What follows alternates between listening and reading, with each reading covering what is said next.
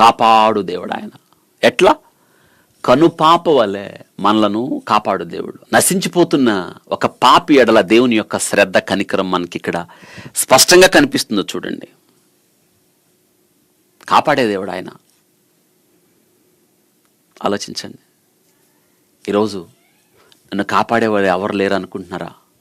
ఈ పరిస్థితి నుండి, ఈ సంకట పరిస్థితి నుండి, ఈ విషమ పరిస్థితి నుండి, ఈ గోతి నుండి, ఈ నష్టం నుండి, ఈ మరణ ఛాయ నుండి నన్ను ఎవరు కాపాడాలి? ఇదిగో దేవుడు అంటున్నాడు, నేను నిన్ను కాపాడుతాను.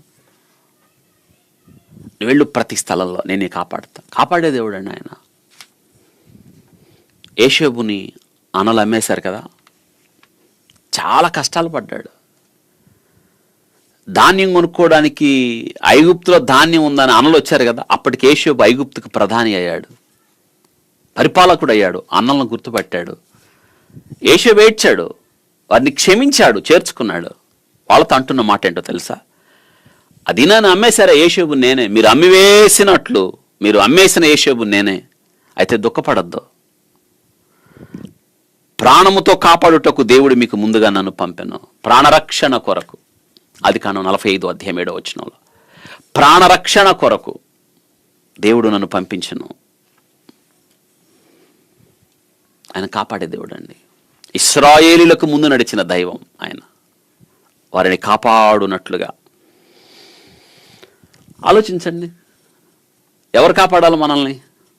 యాకోబుని అంటున్నాడు, నువ్వు వెళ్ళు ప్రతి స్థలమందు నిన్ను కాపాడుచు. ఆయన కాపాడు దేవుడు ఆయన.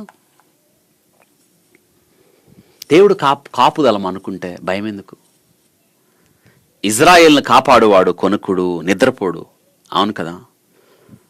దావీదు ఎక్కడికి వెళ్ళినా దేవుని కాపుదల ఉంది. అందుకే శత్రువులు చుట్టున్న దావీదుని ఎవరేం చేయలేకపోయారు కదా. అబీగయీలు దావీదుతో అన్న మాట, నిన్ను చంపడానికి ఎవరు నీ మీదకి వస్తారు? నీ ప్రాణం తీయటం ఎవరి వల్ల కాదు. ఎందుకంటే నీ ప్రాణం దేవుని జీవపు మూటలో ఉంది అని చెప్తున్నాం.